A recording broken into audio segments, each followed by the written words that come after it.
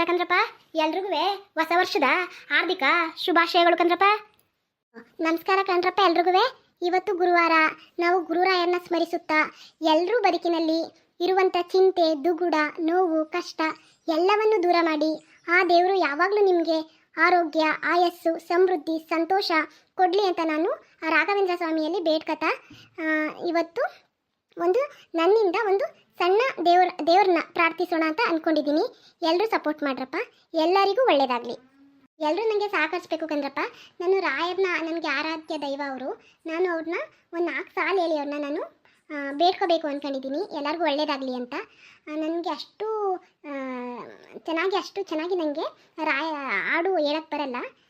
ಅವ್ರಿಗೋಸ್ಕರ ನಾನು ಮನದಲ್ಲಿ ಭಕ್ತಿಯಾಗಿ ನನಗೆ ಬಂದಂಗೆ ಹೇಳ್ತೀನಿ. ಯಾರು ತಪ್ಪು ತಿಳ್ಕೊಬೇಡಿ, ದಯವಿಟ್ಟು ಸಹಕರಿಸಿ.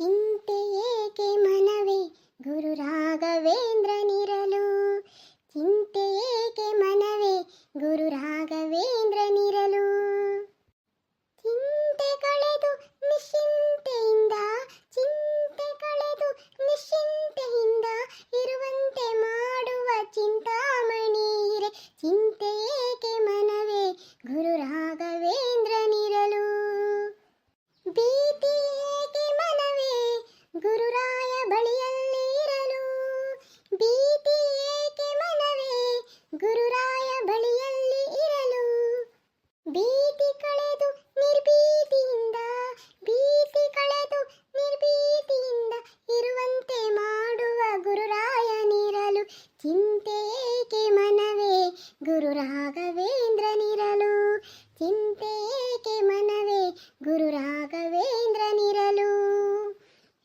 ಪೂಜ್ಯಾಯ ರಾಘವೇಂದ್ರಾಯ ಸತ್ಯಧರ್ಮ ರಥಾಯ ಚ ಭಜತಾಂ ಕಲ್ಪವೃಕ್ಷಾಯ ನಮತಾಂ ಕಾಮಧೇನುವೆ.